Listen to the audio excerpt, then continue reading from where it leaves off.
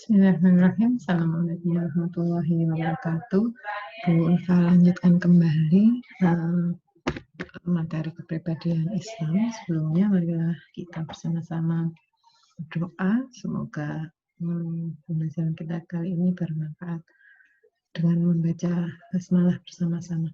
Bismillahirrahmanirrahim. Ya, kalau yang kemarin kepribadian Islam punya 3 ciri ya. Yang pertama yang sudah kita bahas, orang-orang yang punya kepribadian Islam itu satu, dia punya ruhiyah atau ma'nawiyah, atau punya hubungan yang baik dengan Allah. Jadi ibadahnya terjaga dan seterusnya. Yang kedua fikriyah. Jadi fikriyahnya dia pintar, atau dia suka membaca, dia suka menganalisis, dia suka mencari tahu, dia suka belajar. Itu ciri yang kedua kepribadian Islam. Nah, ciri yang ketiga ini lanjutannya yang kemarin ya. Jadi salah satu ciri fikih yang kuat dan maknawi atau ruhiyah yang kuat itu sabat atau tetap di jalan Allah. Ini di hadis Tirmidzi, Rasulullah mengajarkan doa pada umatnya, dan ini bisa Anda terapkan, yaitu Allahumma ya muqallibal qulub tsabbit qulubana ala dinik.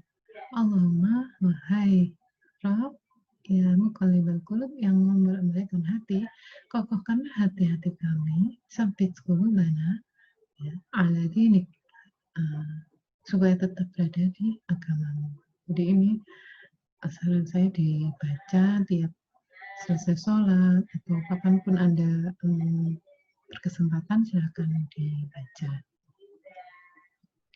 Nah, yang ketiga, jadi kemarin ada ruhiyah atau maknawiyah yang baik, hubungan dengan Allah yang baik, kemudian fikriyah yang terjaga, banyak membaca, banyak mencari tahu. Yang ketiga adalah ciri yang ketiga dari kepribadian Islam adalah amaliyah atau harokiyah. Amaliyah itu beramal. Jadi amaliyah itu sebenarnya salah satu dari ciri iman. Ya, iman itu cirinya ikrar, dinyatakan dengan lisan, diyakini dalam hati, yang ketiga beramal. Jadi kita tidak akan disebut beriman kalau nggak pernah beramal, nggak pernah melakukan sesuatu kebaikan, tidak bisa disebut beriman. Cuma yakin Allah itu Tuhan kita, nggak bisa. Cuma mengucapkan la ilaha illallah tidak bisa. Jadi harus beramal. Dan hidup manusia di dunia itu yang untuk beramal, ya. Dia tidak cukup mengatakan beriman tanpa amal yang nyata, seperti itu. Ini dikuatkan di surat At-Taubah ayat 105. A'udzubillahi minasyaitonir rajim.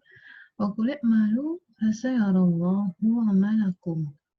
Wa qul i'malu fasayarallahu 'amalakum wa rasuluhu wal mu'minun wa saturadduna ila 'alimil ghaibi wasyahadati fayunabbi'ukum bima kuntum ta'malun.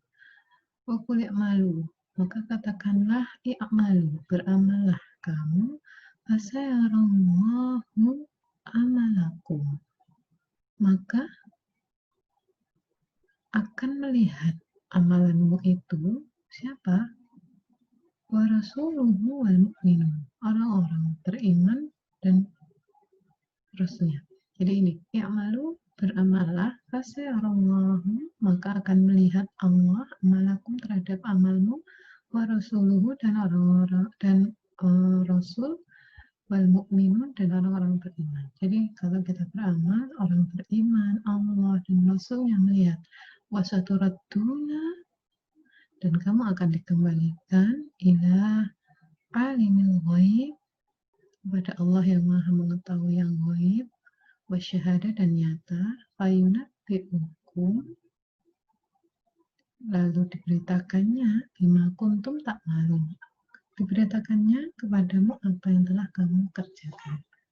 Ini, jadi harus beramal, karena Allah melihat kita ketika kita beramal. Tidak hanya Allah Rasul dan orang-orang yang beriman akan melihat amal kita. Ya, akan melihat amal kita, lalu diberitakan apa yang kita kerjakan itu. Jadi harus beramal. Bangun tidur, ya kita pikirkan apa amalan yang akan kita lakukan. Bantu cuci piring, bantu membersihkan tempat tidur itu amal. Ya, berhusnuzon, sedekah dan lain sebagainya. Itu pokoknya segala kegiatan baik silakan dilakukan karena itu adalah tanda seseorang memiliki iman dalam hatinya. Kemudian amal itu ada dua jenis, yaitu amal individu, kolektif, dan sistemik. Jadi, kewajiban individu itu akan lebih khusyuk dan lebih baik pelaksanaannya jika ditunjang dengan sistem yang kondusif. Apa ini contohnya?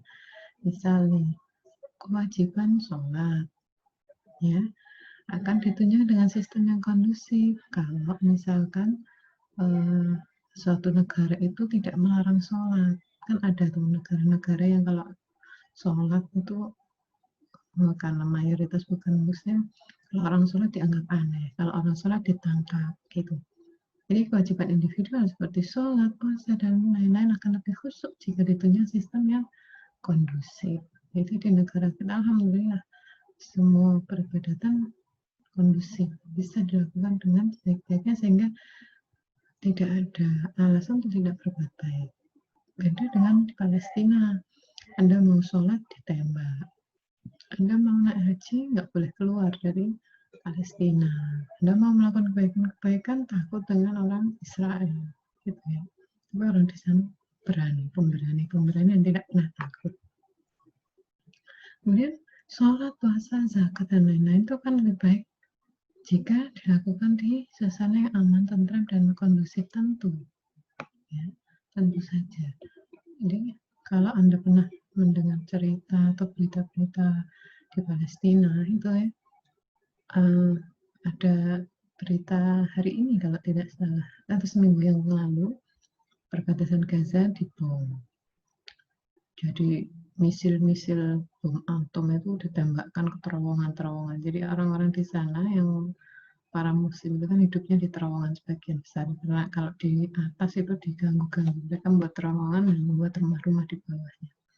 Itu dibom terus sampai beberapa hari itu mati lampu. Bayangkan, mati lampu, air tidak ada, karena mati lampu otomatis airnya tidak mengalir.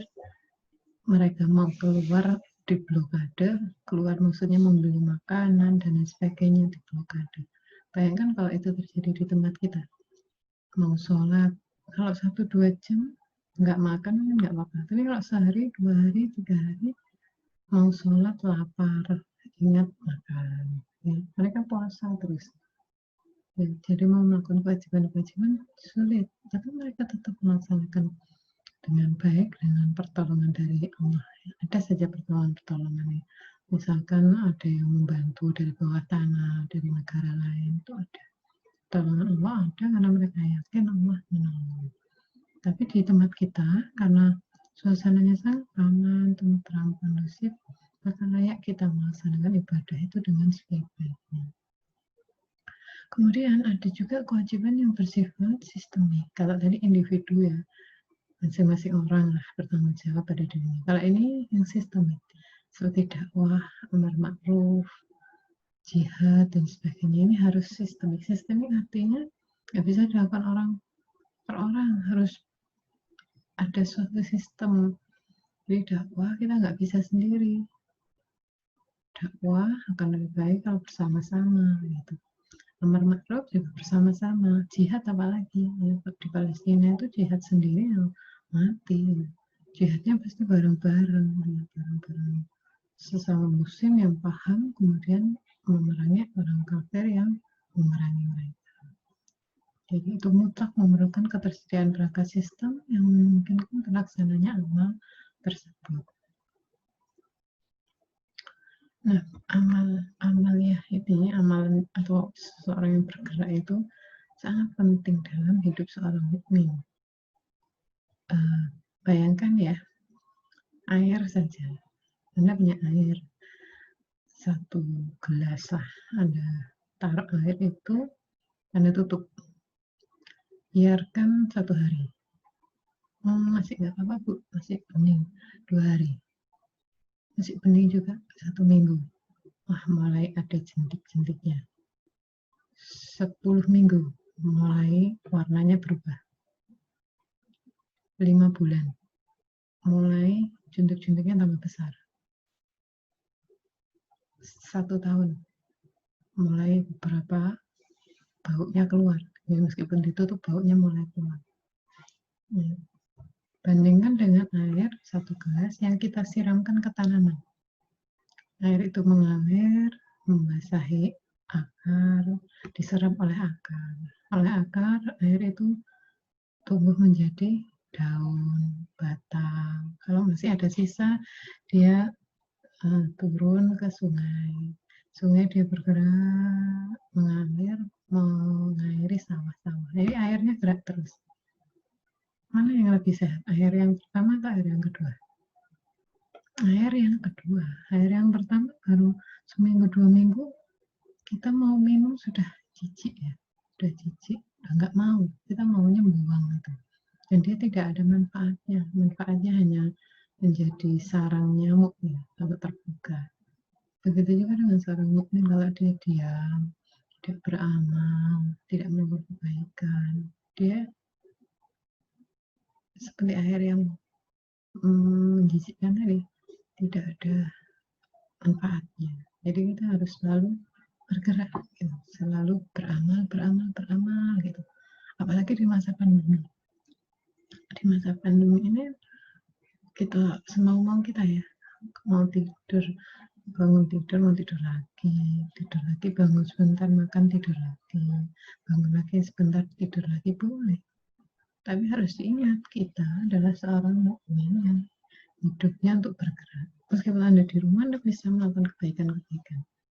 Ya, tugas saya untuk membuat video presentasi itu salah satu cara untuk melatih Anda untuk melakukan kebaikan di tengah pandemi. Saya sih berharap tidak hanya 1 video ya yang nanti ditampilkan, yang itu nanti menjadi lahan dakwah Anda. Meskipun cuma 2 menit, kalau Anda lakukan ikhlas, isi kontennya baik, diterima orang, menjadi hidayah bagi orang lain, maka video Anda itu akan menyelamatkan Anda dari api neraka. Apalagi kalau yang Anda kontenkan banyak gitu. Jadi nanti niatkan bukan untuk menggugurkan kewajiban, tapi niatkan ini untuk latihan beramal. Ya, masa pandemi ini banyak peluang ya. Kalau Anda menjadi YouTuber amal soleh, betapa banyak pahala yang Anda dapatkan. Nah, selanjutnya, demikian juga seorang muslim ya, kalau semakin banyak amalnya, banyak daya untuk membersihkan dirinya. Ini di surat Hud ayat 114, Waqimis sholah, dan dirikanlah sholat. Torofain nahar, pada kedua tepi siang, pagi dan siang. Wazulaka minal lail, dan bagian permulaan malam. Innal hasanat, sesungguhnya perbuatan yang baik, yudhibna sayyi'at, menghapuskan perbuatan yang buruk. Dzalika dzikrata lidzakirin. Itulah peringatan bagi orang-orang yang ingat. Ya, jadi pertama, perintah untuk mendirikan sholat.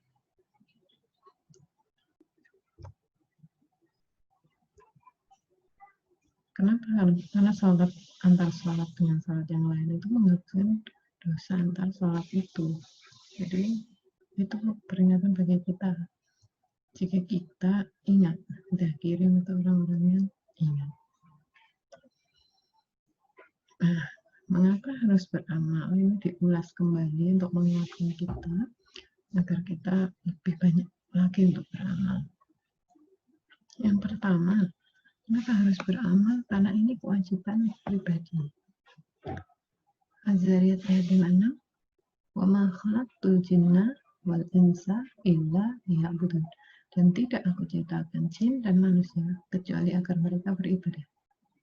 Tidak aku ciptakan, maka kita itu diciptakan untuk beribadah.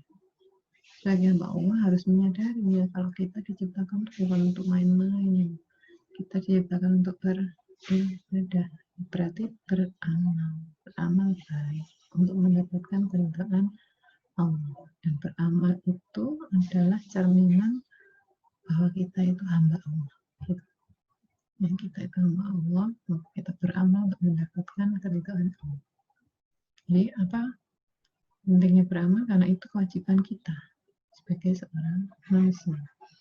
Nah, di surat An-Najm ayat 39 hingga 41 dijelaskan oleh Allah, wa alaysa lil insani illa ma sa'a, dan bahwasanya manusia tidak memperoleh selain apa yang telah diusahakannya.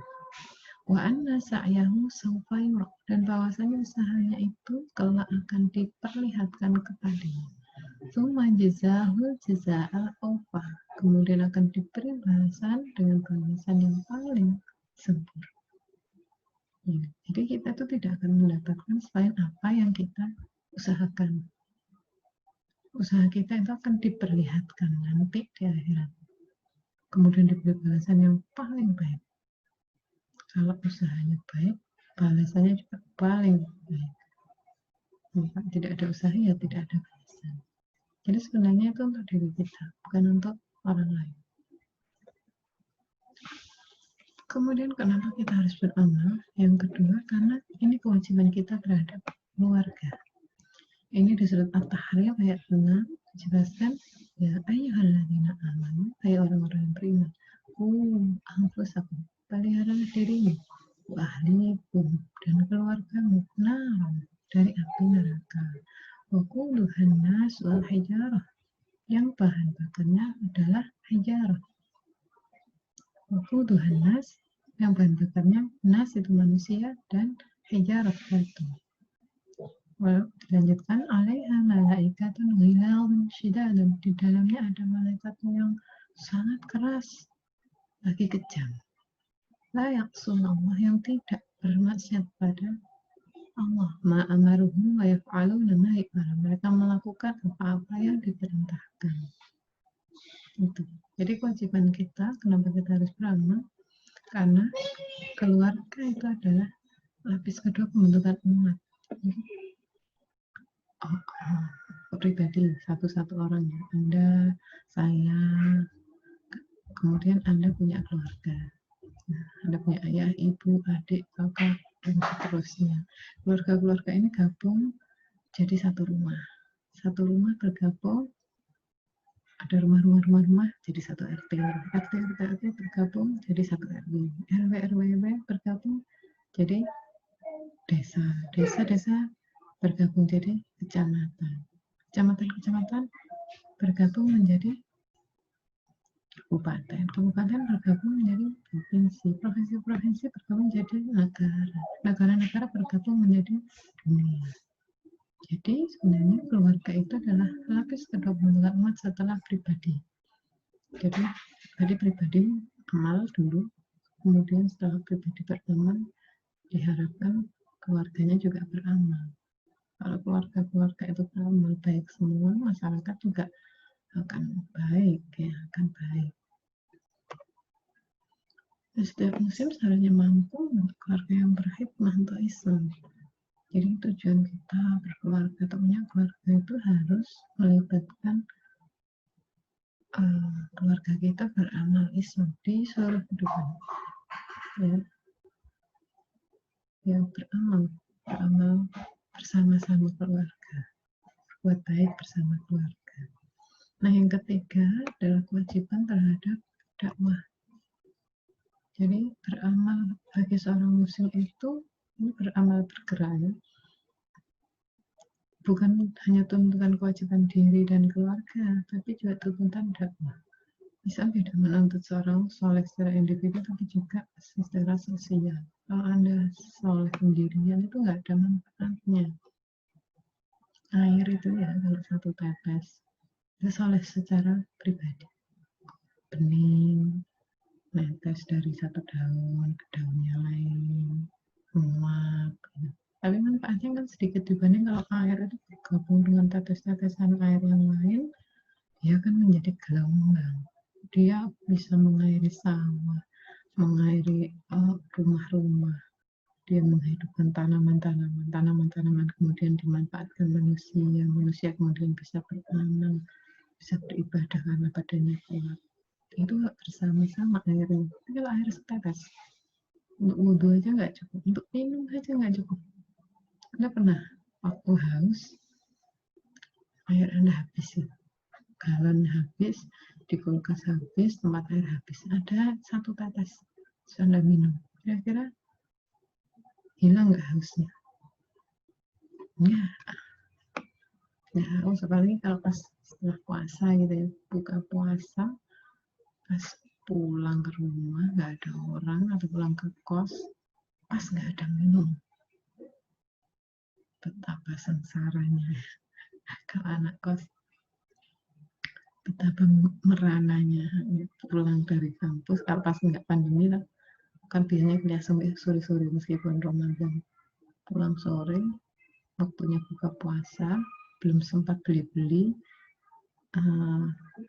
mengira di kos itu ada minum, kayaknya masih ada minuman satu botol, masih ada cemilan satu botol untuk membatalkan puasa. Lalah pas masuk kamar kos, airnya habis, tinggal sak tetes, cemilan habis. Mau keluar udah maghrib, udah antrinya makan panjang ya, ya itu merana itu. Pengalaman pribadi. Oke, ini dilanjutkan lagi, kenapa kok dakwah itu amal itu nanti pengaruhnya ke dakwah. Di surat At-Taubah ayat 71, wal mu'minuna wal mu'minat, orang-orang beriman laki-laki dan perempuan, ba'dhum awliya ba'd, sebagian mereka itu penolong bagi yang lain. Ya'muruna bil ma'ruf, mereka menyuruh mengerjakan yang ma'ruf, wa yanhauna 'anil munkar, dan mereka mencegah dari yang munkar, wa yuqimuna shalah, dan mereka mendirikan shalat, wa yu'tuna zakah, dan menunaikan zakat, wa yuti'una Allah, dan mereka taat pada Allah wa Rasulah dan Rasulnya. Ulaika sayarhamuhumullah, mereka itu diberi rahmat oleh Allah. Innallaha azizun hakim, sesungguhnya Allah maha perkasa lagi maha bijaksana. Kenapa kita beramal tadi untuk kepentingan dakwah? Karena orang mukmin itu sejatinya sebagian satu dengan yang lain itu saling menolong, saling menyuruh pada yang ma'ruf, saling mencegah kemungkaran. Gitu. Mereka itu diberi rahmat. Jadi orang-orang yang diberi rahmat itu orang-orang yang beramal ini. Nah, ini kan amal semua. Menyuruh mengerjakan ma'ruf, mencegah mungkar, mendirikan salat, ini amal semua. Dan orang-orang yang diberi rahmat adalah orang-orang yang beramal.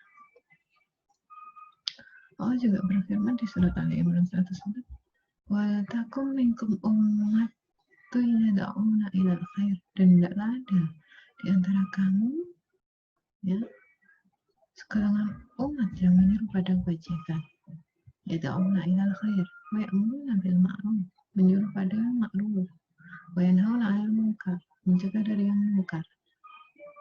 Mereka lah orang-orang yang beruntung.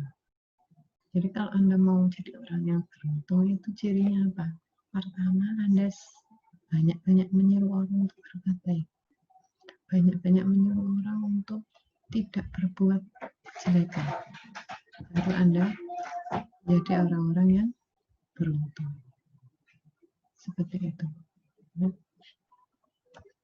Makanya kan jadi ma'ruf itu apa sebenarnya? Jadi segala perbuatan yang mendekatkan kita kepada Allah itu ma'ruf.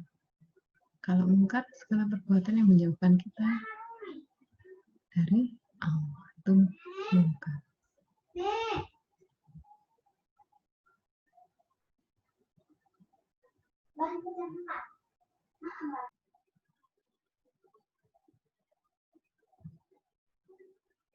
Ya, Bapak lanjutkan ya.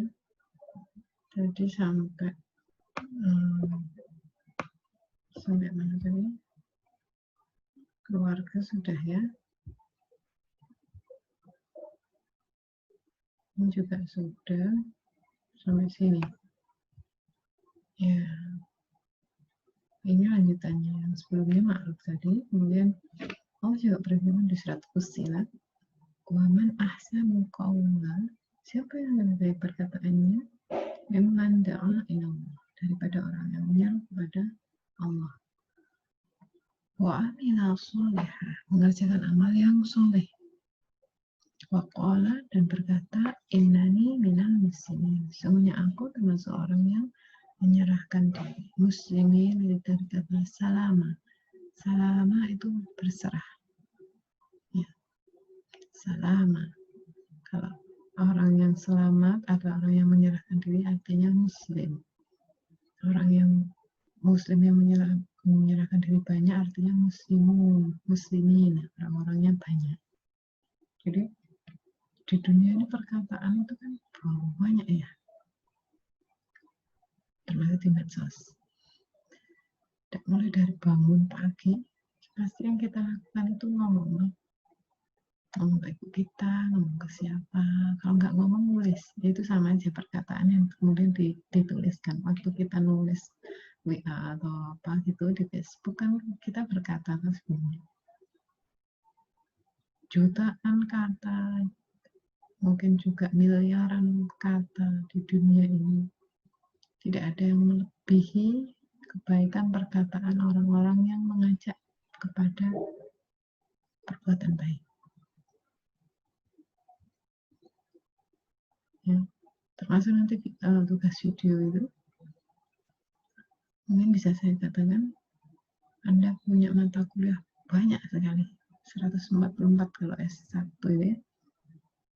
Mungkin Anda juga nanti melanjutkan S2, mungkin tambah 44 insya Allah, ditambah S3 juga sekitar 44-60, ditambah mata pelajaran Anda waktu SMA, itu penuh dengan perkataan-perkataan, penuh dengan tulisan-tulisan.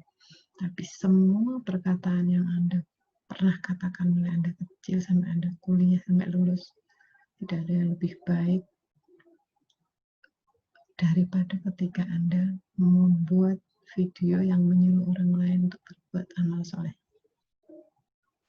Mana buktinya? Ini di surat Fussilat. Tidak ada yang mengalahkan kebaikan perkataan yang isinya atau kontennya itu mengajak berbuat baik. Jadi silakan nanti dimanfaatkan betul. Ya, tidak usah menunggu sebelum UAS baru dikumpulkan. Ini waktu Anda untuk berbuat baik. Ini waktunya Anda berkata. Dan dunia medsos itu luar biasa ya. Kita diberikan masa pandemi, nggak boleh kemana-mana. Ini sebenarnya kebaikan. Jadi banyak aktivitas yang luang ya. Kalau Anda memanfaatkannya untuk sehari buat konten satu saja, 1 tahun Anda sudah punya 360 konten. Ya kalau tiap hari buat konten capek ya. Tapi minimal Anda memikirkan, saya mau buat konten apa ya. Memikirkan saja termasuk amal baik. Baru memikirkan. Dan belum pas buat kontennya, belum pas nguploadnya. Ya, belum kalau sudah diupload kemudian menjadi hidayah bagi orang lain, pahalanya luar biasa. Gitu. Jadi manfaatkan dengan baik untuk menjadi ahsanu qaulan, untuk memiliki ahsanu qaulan, ya, perkataan yang baik, yaitu perkataan yang menyuruh pada kebaikan. Nah, kemudian bagaimana cara membentuk kepribadian Islam? Tadi kita sudah punya 3 syarat khusus bagaimana kepribadian Islam itu terbentuk. 1, ruhiyahnya baik. 2, fikriyahnya baik. Ya, pemikirannya baik. Yang ketiga, amalnya baik. Kemudian bagaimana sekarang cara membentuknya? Ini pertama adalah menanamkan akidah Islamiyah. Ya, akidah, keyakinan itu ditanamkan terus. Yang berbau tidak Islami dihilangkan, diminimalisir. Kalau dulu masih ada kepercayaan kejawen, misalkan ada kupu-kupu masuk rumah, oh diyakini, oh kalau itu ada tamu nanti, itu keyakinan tidak Islami. Ya, karena yang menjadikan tamu itu datang atau tidak, ya Allah.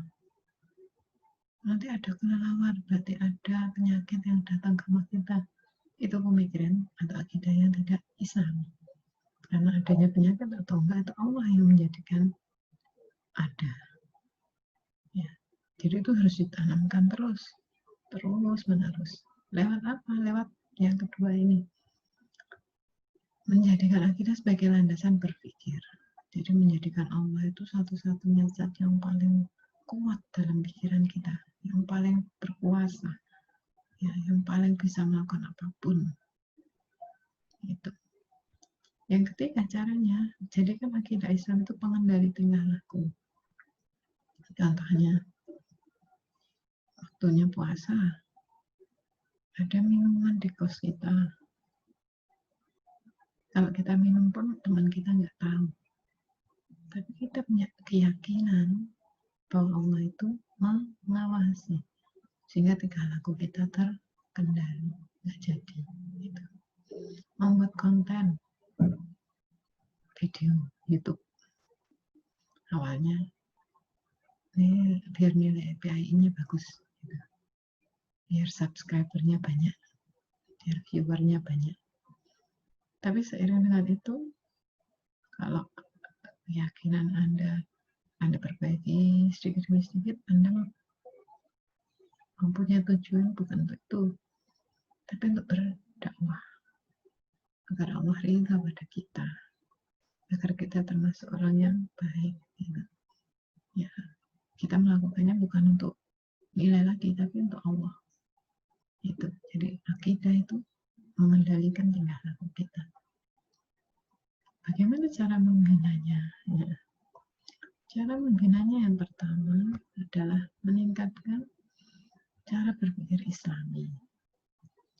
Ya, dengan pembinaan, dengan mengikuti tauji, membaca buku yang berkaitan dengan Islam, ya, buku-buku sunnah itu kemarin yang saya sebutkan ada 6 sunnah, Ibnu Majah, Tirmidzi, kemudian Bukhari, Muslim, dan lain sebagainya.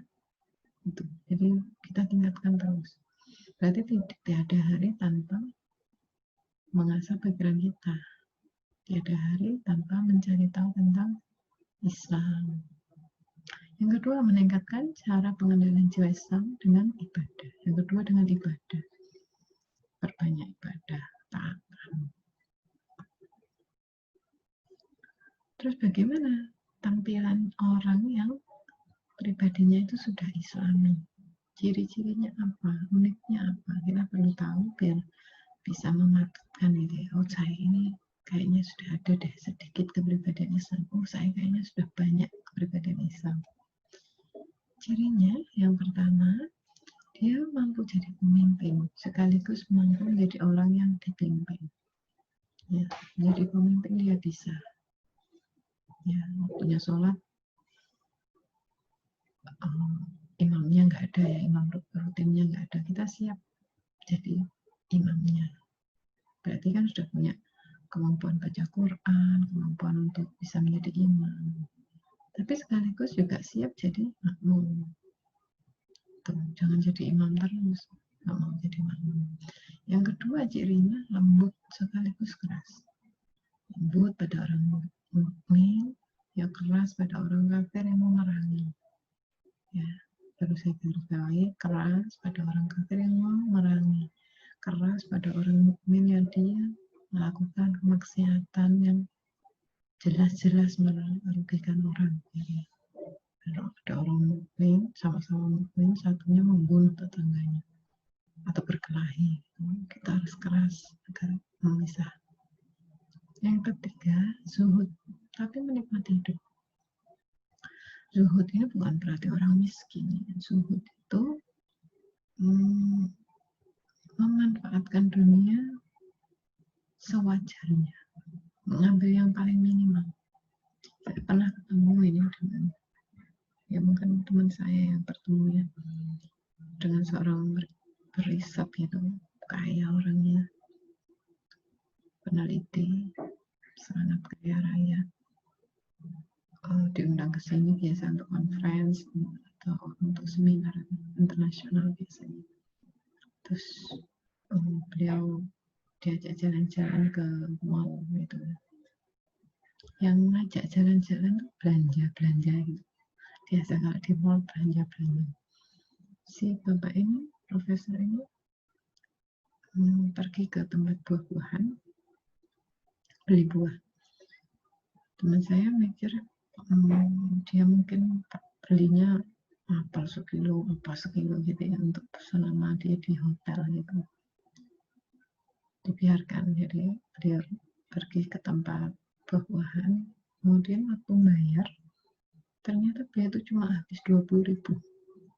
Jadi ambil apel 1, ambil jeruk 1, ambil pisang 1, ambil buah apa itu 1, jadi totalnya 20.000. Terus ditanya sama panitia, apa kamu memerlukan buah lagi? Kok kayaknya kurang gitu ya, segitu. Dia mengatakan, saya hanya butuh ini. Gitu. Padahal beliau itu orang kaya. Sekali datang untuk conference itu, sangunya saja dari panitia itu bisa 30, 15, 30, apalagi kalau waktu di Indonesia panjang gitu ya. Tapi yang beliau butuhkan itu. Jadi enggak jor-joran gitu ya, enggak mumpung kaya beli banyak, enggak. Kalau beliau mampunya makan satu apel, ya makan satu apel aja. Tidak mau beli 5 kilo untuk nanti busuk akhirnya. Beliau menikmati hidup. Jadi zuhud itu tidak harus miskin, tapi menikmati hidup. Ya, menikmati. Kalau zaman Rasulullah, zuhudnya benar-benar zuhud miskin. Kalau sekarang banyak kan mampu ya, banyak kan mampu. Jadi tidak boleh berlebih-lebihan. Baju misalkan ya, kita baju itu berapa tuh satu hari, bisa pakai berapa baju, 2 baju, 3 baju, itu saja ya, tidak boleh berlebihan. Di lemari ada yang sudah nggak dipakai, ya berikan pada orang lain. Itu ruangan ditumpuk-tumpuknya biasanya mbak-mbak, ibu-ibu.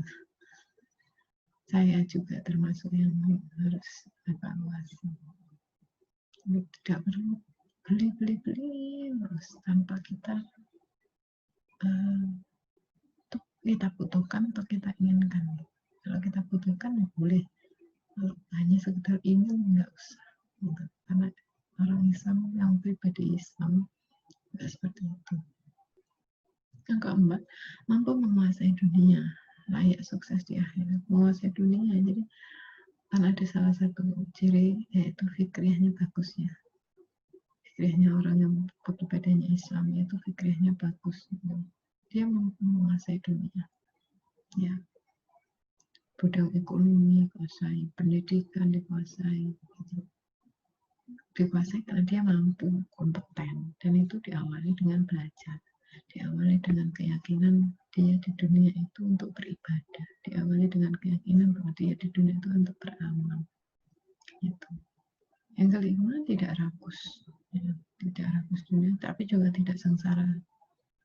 Ya sewajarnya, tidak rakus, semuanya ingin dikuasai, punya rumah 1 pengen rumah 2 pengen rumah 3, punya kulkas 1 pengen kulkas 2, punya baju 1 pengen baju 2, 3, 4, 5. Enggak, tapi juga tidak menyengsarakan diri sampai enggak makan berhari-hari, sewajarnya. Kemudian ciri yang keenam, bengis dan kasar di medan tempur, tapi rendah hati saat tidak bertempur. Kalau sudah di medan pertempuran seperti di Palestina, ya jangan lembut, tidak perlu. Ya, tapi kalau ketemu dengan sesama muslim ya harus rendah hati.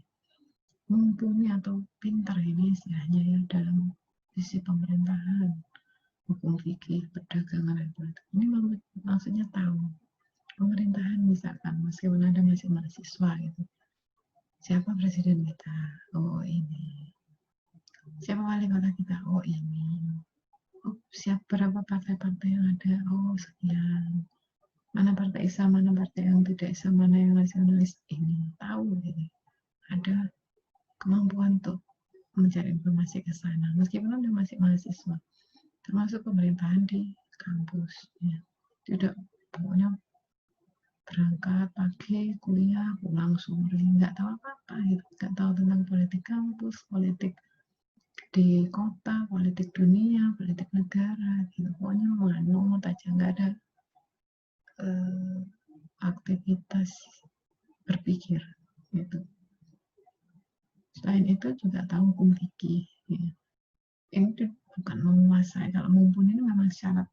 Tapi kalau untuk level Anda, tahu dulu, ya, tahu hukum fikihnya, sholat, puasa, beramal, dan lain sebagainya. Tahu hukum fikih di perdagangan, tahu bagaimana politik.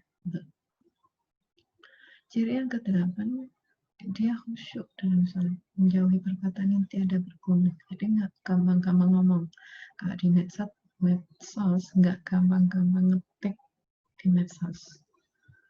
Jadi saya agak jengkel kalau lihat mahasiswa itu WA-an aja, Facebook-an aja. Nah, saya beberapa kali menegur, jangan Facebook-an aja, selesaikan skripsinya. Ya, karena ada sesuatu yang lebih bermanfaat daripada perkataan-perkataan di WA, ngobrol nggak jelas gitu.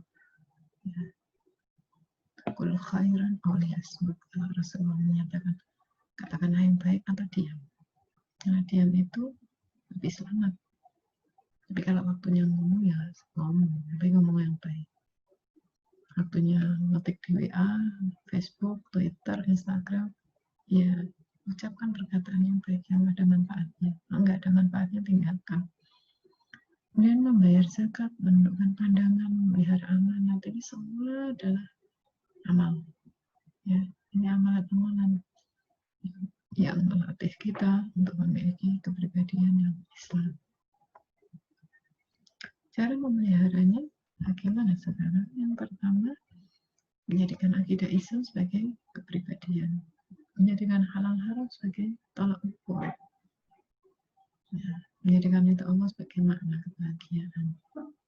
Ya, akidah kita harus kuat, harus benar-benar strict terhadap halal haram, harus ridho pada Allah, ya, terhadap semua yang terjadi pada diri kita. Itu Allah yang menjadikan itu, termasuk COVID-19 ini, kita ridho, harus ridho. Ya, ridho nggak ridho tetap ada, jadi lebih baik kita ridho. Ya, kalau kita ridho pada Allah, Allah juga ridho. Radhiyallahu anhu wa radu anhu. Ya, Allah ridho pada mereka dan mereka ridho pada Allah. Nah, ini akhir dari materi kepribadian Islam. Yang kedua, semoga nanti banyak manfaatnya. Sementara sebelum sesi tanya jawab, bisa kita break dulu, akhiri dulu. Assalamualaikum warahmatullahi wabarakatuh.